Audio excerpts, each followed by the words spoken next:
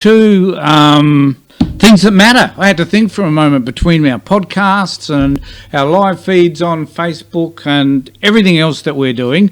I thought that I just got a bit lost as to where I was. So today, this is the first real vidcast we've done through things that matter.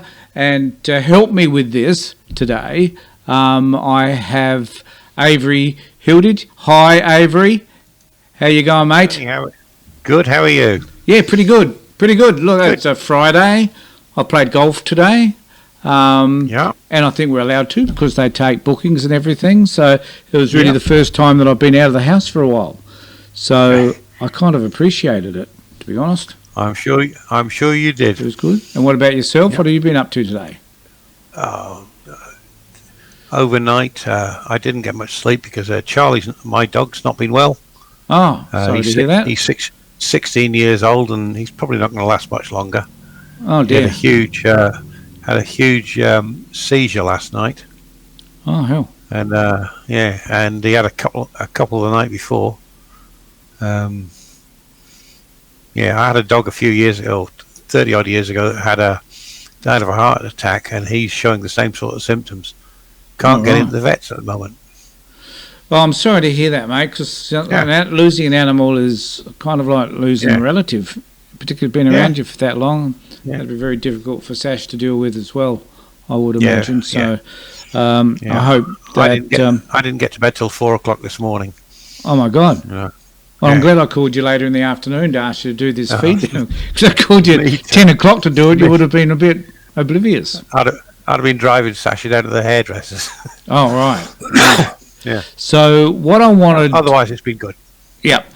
So what I wanted to talk about today was the United States in particular, and the way the United States appears to always dress themselves up as being extremely important and the best country in the world. And I came across this little sticker that you now can see that says America is the best country on earth. And I think what we're experiencing at the moment is that perhaps the United States is not the best country on earth. And it's at these particular times, I guess around the time that the virus has taken over our lives, that we start to think about things a little bit differently. And I think a lot of things suddenly start to become exposed, I would suggest. Avery, do you agree with that?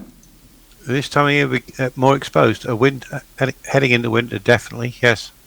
But certainly in terms of the virus, the health systems that we have, Australia versus the US and so on. And I think that if there are fallacies within a system, or if there are faults within a system, it's kind of like at this particular time they tend to get discovered. And for all to see. And I guess the challenge is for all of us to be able to meet whatever it is that we encounter, whether it be a poor health system, whether it be poor testing, as is the case in the US or whatever.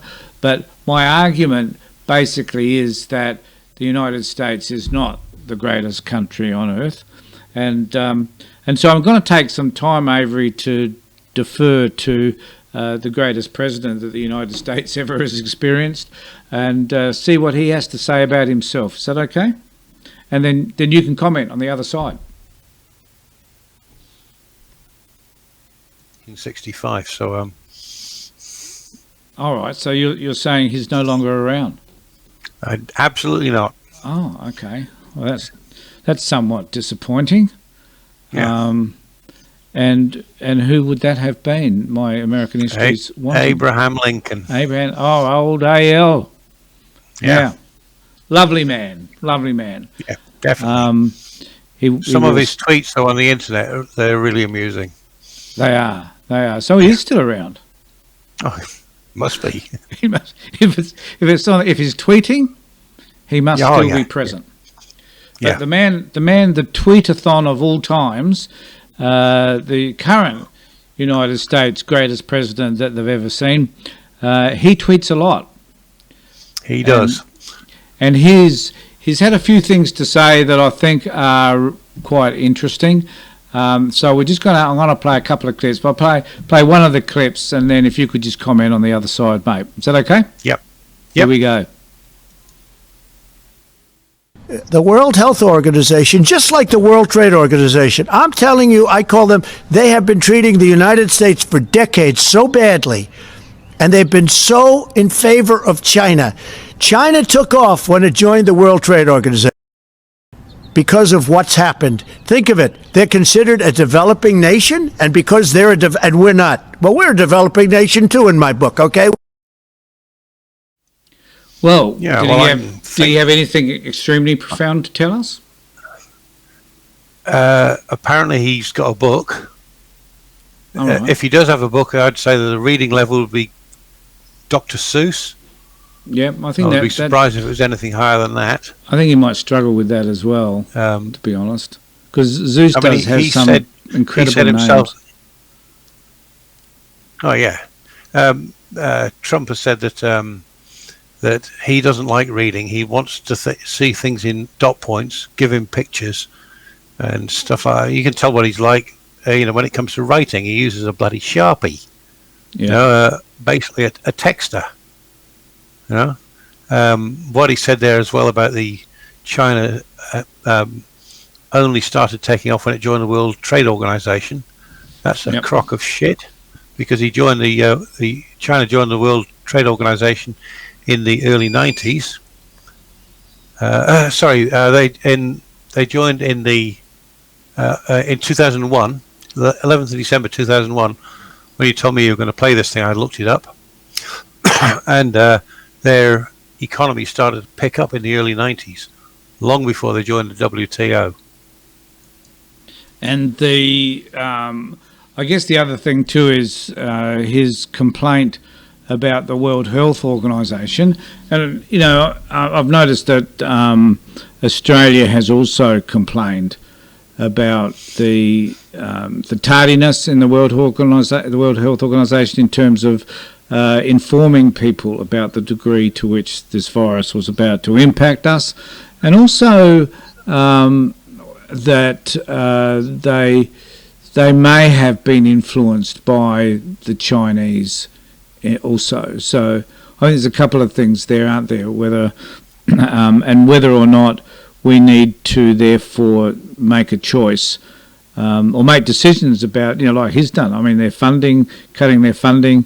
I mean, the World Health Organization helps some of the most underprivileged countries in the world, and that to turn the back on them because they perhaps didn't behave as we would have liked them to is a bit, I think, unfair, because it disadvantages all the other work that the WHO does. Don't you think? Yeah, I agree. I think the reason that Trump has stopped the funding, it's a temporary stop, but I can see him stopping it completely, is the World Health Organization doesn't really help the United States, doesn't really help Australia, the UK or Germany or places like that. It helps the shithole countries, and we all know that Donald doesn't like the shithole countries. Yeah, he's talked about them before, hasn't he?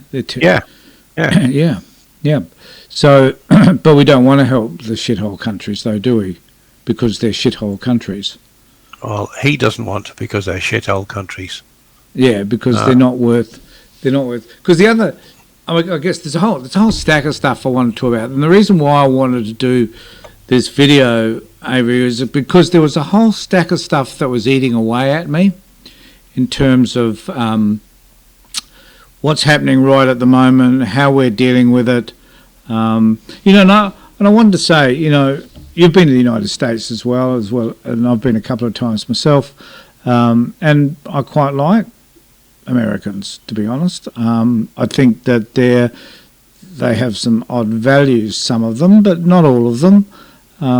They have that extreme Christian right thing happening.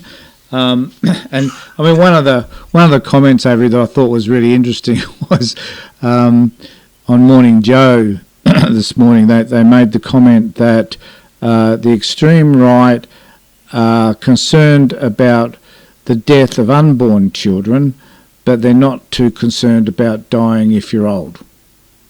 Yeah, they call themselves pro-lifers, but they're really pro-birthers, because once a baby has been born, they don't care. No.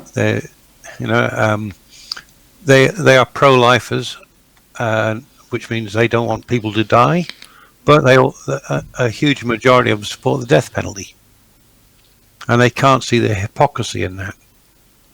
Well, it's like, though, at the moment there's this issue around a lot of elderly people contracting the virus, and you and I, we're not quite at that 70 range yet, but we're bloody close.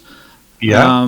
And we're part of that cohort who are susceptible to the virus. Yep. But for some reason, there's this issue, though, isn't there, around economy versus health?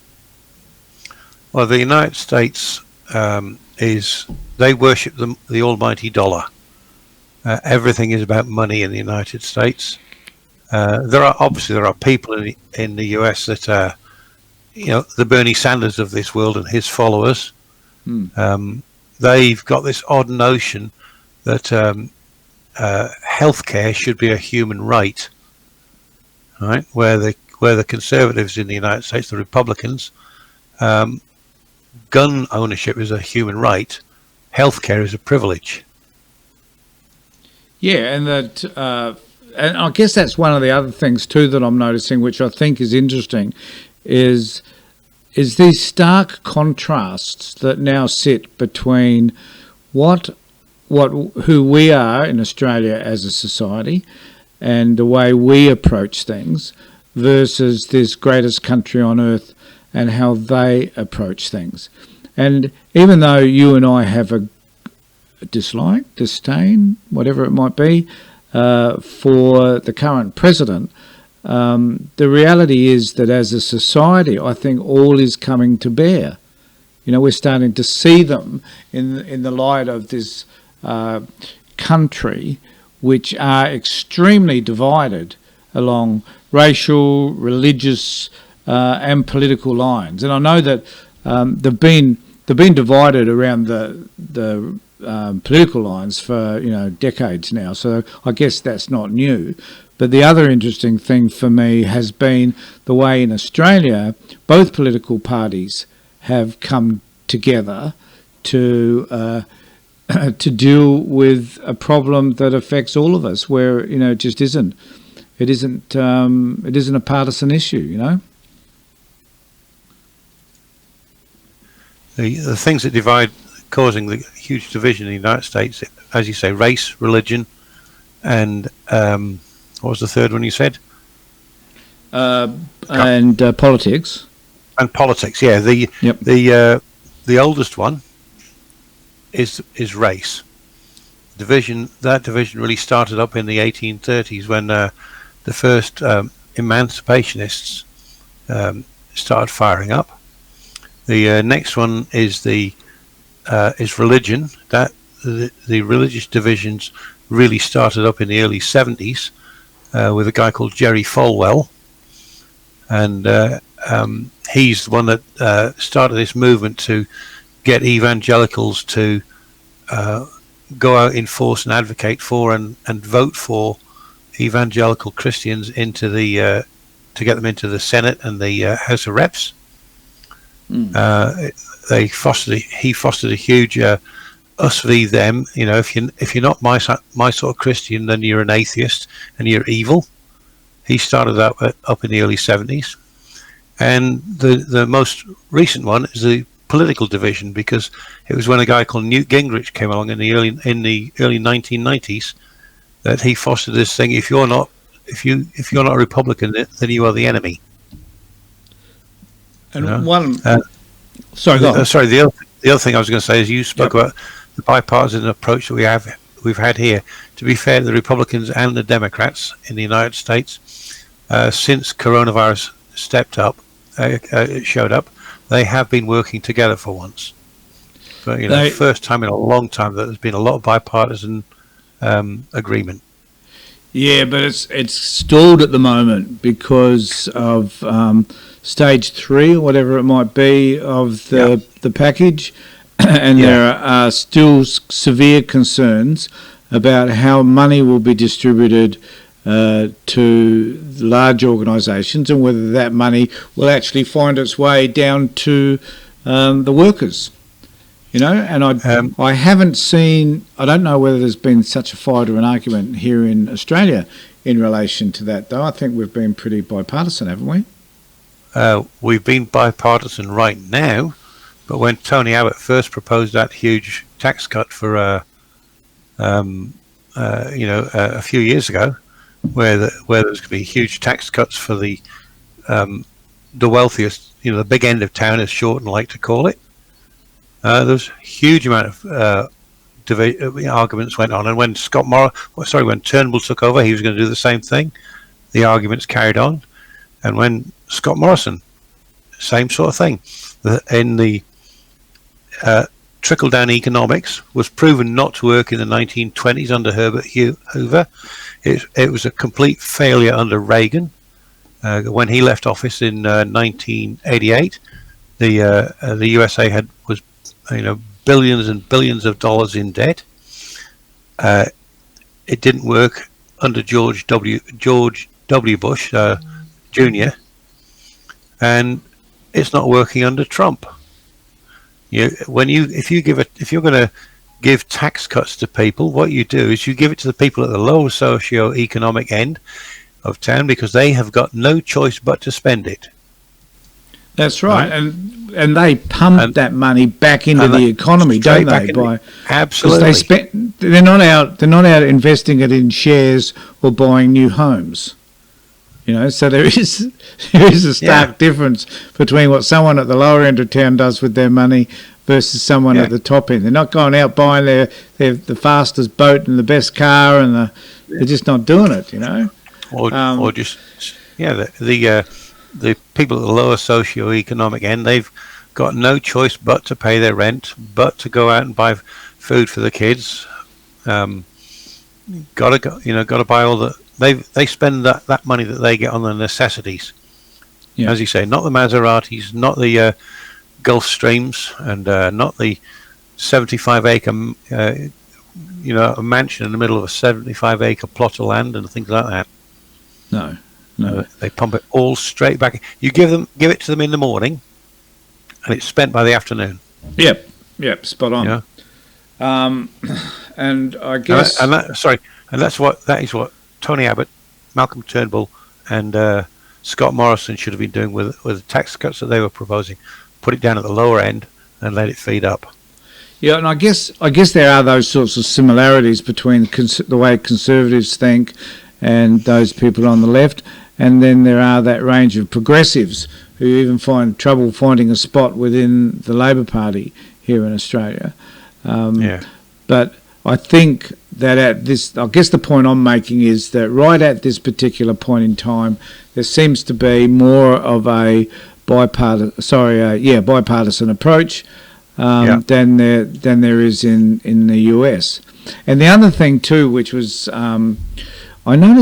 I did notice today though that I read that who's the opposition leader?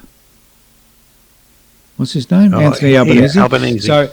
So fancy forgetting him. That's wicked. But so Albanese said that they want to put out this app that tells us where we've been and who we've been close to. So like two phones get together and they say we've been close together. So if one of those phones in effect gets a virus, then we'll be able to say, well, if that phone's got the virus and that phone was near somebody else, then that other phone or the person has potentially got the virus as well. So, and I noticed that Albanese raised the issue that, oh God, what did he say now that I started all of that? That for some reason, that's right, that people will leave their phones at home. Well, I think Anthony, you need to understand these days, people do not go out the house without their phone. And I reckon, I don't know what you think about this issue, but if I was to, I would be happy to download the app and then once the virus stuff has diminished, I'd just delete it. It's not like we have to have it. It's just a... do you have any views on that in terms of privacy stuff? There are invasion of privacy issues. Why does Scott Morrison, Anthony Albanese, whoever, need to know where I was this morning? Well, probably because Sasha didn't know where you were this morning, and they're working... She knew exactly where I was because she was sitting beside me in the car when I drove her down to the hairdresser. Oh, I see. Well, maybe Scott Morrison needs to know that she's gone to the hairdresser. But you see, the important thing here, Avery, is that we need to know that you were next to Sasha at that particular time in case you come down with coronavirus. And not so you could tell her because she'd already know. Well, that's if I suddenly came up with the symptoms of a coronavirus, she would know because she lives with me. No, that's true. No, I was being rather simplistic in that analogy. Yeah, a little facetious, maybe. I think facetious. That's the word. I do have a habit for that. But I guess the issue though is that I think that if I have an issue around privacy as well, but for the sake of dealing with the virus, if it is going to help to be able to trace who it is that we've been near, and it works, then why not? For the time being that the virus is an issue. And then after 4 or 5 months, you just take it off your phone and it's no longer there, hopefully. Yeah. But who knows what they're still able to track once it's been on your phone, though, you know? Well, I mean, people that are concerned about that right now are going outside, going to wherever they go with a phone that's got built-in GPS, and the AFP can track that right now, even without that app. The only difference is that the app will tell them that you were next to a person in the same area as close by a person who had coronavirus. Yeah. Spot on. So the other thing I wanted to play was a video, and we'll have a conversation about that in relation to the man who believes that he has ultimate power, and how that shapes the United States as being the great nation that they are bewilders me, but nevertheless, let's hear what he has to say. Provision in the Constitution gives the president the power to open or close state economies, and then numerous provisions. Will give you a legal brief if you want. There's been states that have ordered schools closed. It's been states that have ordered businesses like restaurants. That's because I let that happen. Because I would have preferred that. I let that happen. But if I wanted to, I could have closed it up. The President of the United States has the authority to do what the President has the authority to do, which is very powerful. The President of the United States calls the shots. They can't do anything without the approval of the President of the United States. When somebody's the President of the United States, the authority is total. And that's the way it's got to be. the authority is total. It's total. You said when someone is President of the United States, their authority is total. That is not true. Okay, you know what we're going to do? We're going to write up papers on this. It's not going to be necessary because the governors need us one way or the other, because ultimately it comes with the federal government. That being said, we're getting along very well with the governors, and I feel very certain that there won't be a problem. Yeah, please, go ahead. Has any governor... So I guess I can see you shaking your head, Avery. So let's take some time out to analyse what the most powerful person in the world had to say about his own power. Go for it. The stable genius King Donald. It keeps living on, doesn't it? Oh yeah, King Donald. As I say, the stable genius. Mr. Ed was a stable genius. Right? Donald Trump is a clown. He's a dangerous individual.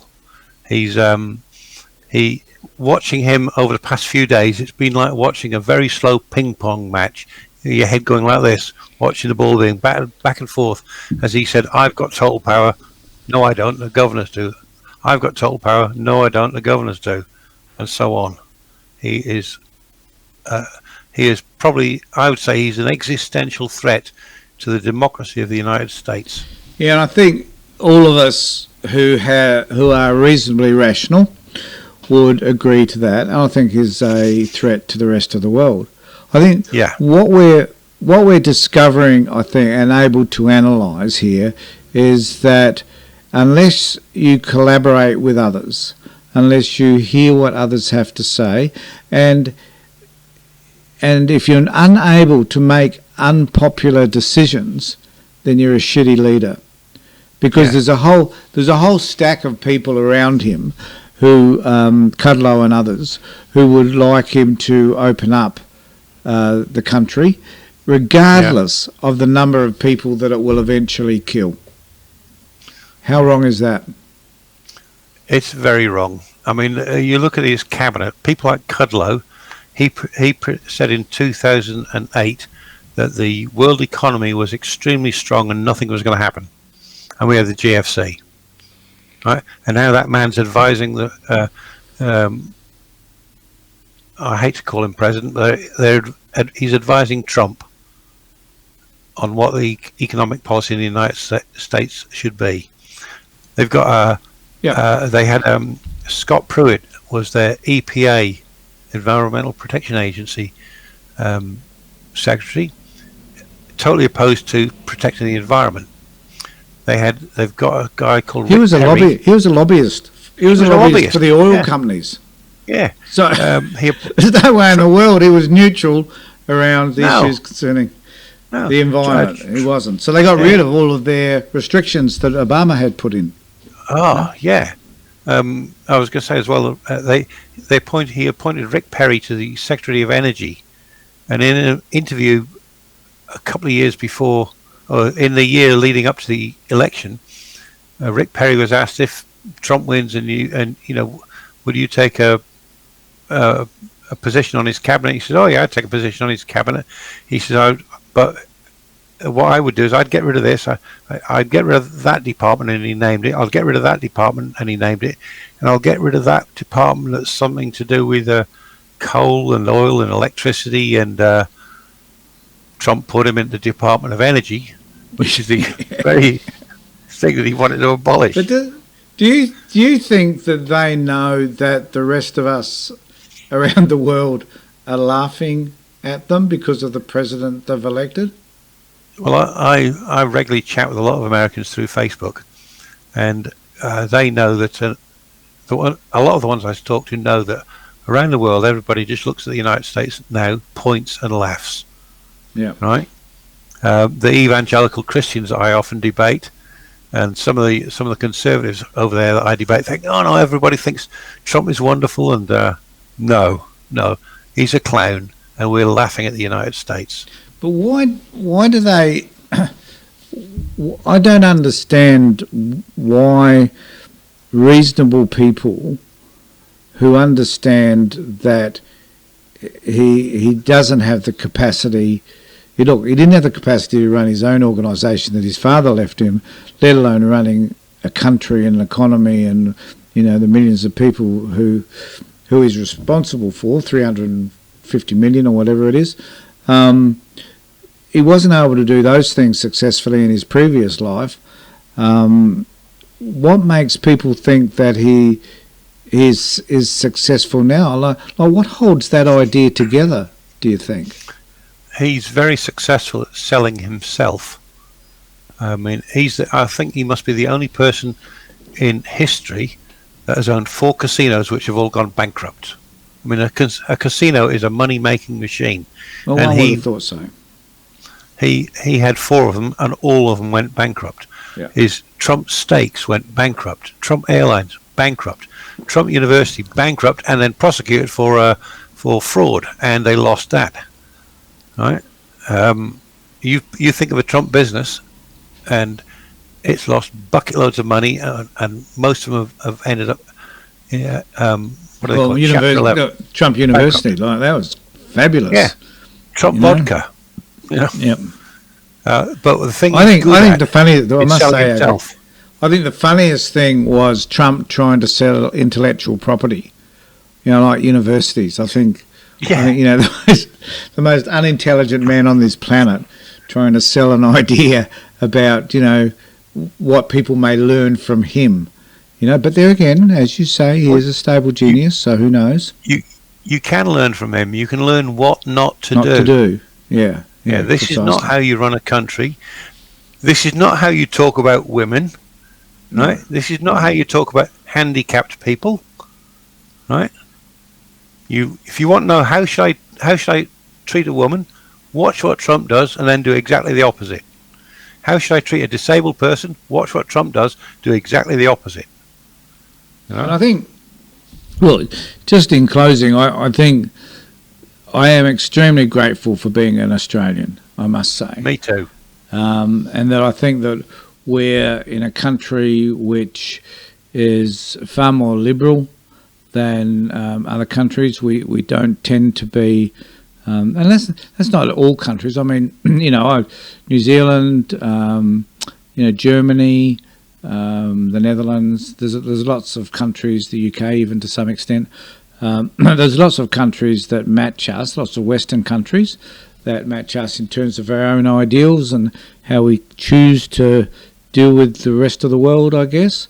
But then we have now, and that used to be the case with the US, but now for some particular reason they've become this outlier. They've become this country which has so many competing views with the rest of the world, and all these conspiracy theories about what was the one I heard the other day that was interesting, apart from the one about the wind farms causing cancer, which was that was Trump about 2 years ago. By Trump.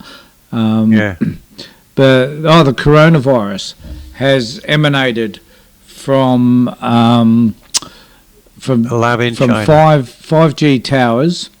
Yeah. Which have been constructed by the Chinese. Yeah. To kill us. And I saw there's this classic video of this woman confronting a worker who's putting in a cable for the 5G network, and she's having a go at him. She says to him, "Do you want your grandmother to die? Is this why you're putting this in there? Your grandmother? Have you got a wife? Have you got children? Because they're going to die because you're putting in this 5G network." And and I thought, like how do people even gather those ideas together? What makes them think that way? What sort of insecurities do they have that they need to develop these sorts of hypotheses which are completely unfounded and which make them feel important for some reason? The reason that I think a lot of that gets propagated is down to the internet. People, anything, particularly Facebook, people post whatever crap they see. They'll see something. It must be true because it's on the computer. It's on the internet. It must be true, and they just share it without fact checking. But any rational person can look at any of those statements and say, well, look, maybe there's a flaw in what you're saying. It's like the woman. It must sound as if I'm just continually looking at conspiracy theories. But there was this video of this woman who goes through a tented area which was set up for coronavirus testing, right? And she's walking through this. She says, "Look, see, there's nobody here. There's absolutely nobody here. As far as I knew, that tent could have been anywhere. And secondly, there were no chairs or tables or anything, so it wasn't set up. So it would be like someone walked into that tented area, which may have been a testing spot. So I'm not arguing with that, at a time when they weren't ready to have people come in to be tested. Early in the morning. I've seen, and in the same video they were showing, see, here's a hospital. There aren't people lined up outside waiting to get in. Yeah. I don't know if people do line up outside hospitals and wait to get in. Normally they go straight to the emergency section, they're dealt with, and they leave if need be, or they stay if need be. Yeah. But got a sore thumb. Yeah, I just I could not believe the just the whole thing lacks rationality to me. Yeah. I don't understand another thing that I think has promoted this is the way the media report things. There was a thing that was shown on, I saw it on MSNBC just after Trump started putting kids in cages, and it showed Alexandria Ocasio-Cortez stood by this chain link fence, right? And you get another view where you can see all these kids cramped up somewhere. Then they come back to her looking and shouting at what's going on about these kids by these fences. And then somebody pointing out to me what had happened. They showed an unedited view of what she was looking at, and she was looking through a chain link fence at an empty space on an airfield. There were no kids in there. But clearly not. They wanted to tell the story about how do I think Trump is evil? No. Do I think he's an idiot who shouldn't be in that office? Yes. Do I think he's fit to clean the toilets? Yes. But that's all.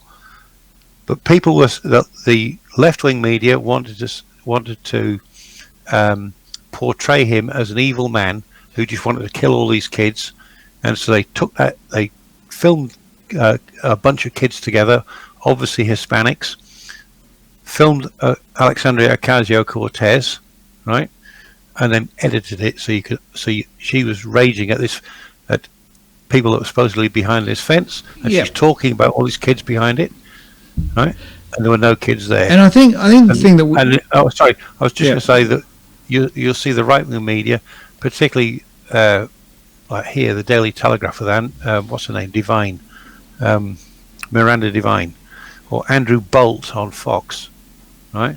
Sean Hannity on. Thanks for raising his name, Avery. I appreciate that. I'm sorry, I didn't want to spoil your day. I do apologise. Sean Hannity on Fox. Oh my God. Yep. Those people do exactly the same things. You know, the right is guilty of it. The left is guilty of it. I was going to say that neither side is exempt from criticism. No.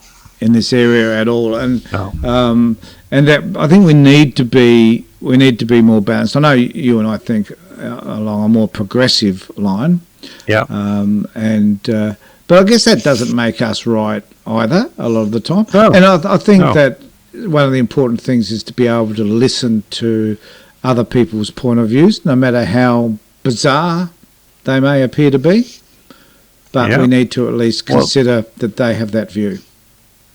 If you're talking to somebody and you don't know, if you don't understand their argument, right, you can't argue against it. All you'll end up doing is building what they call a straw man and setting fire to that and then declaring victory.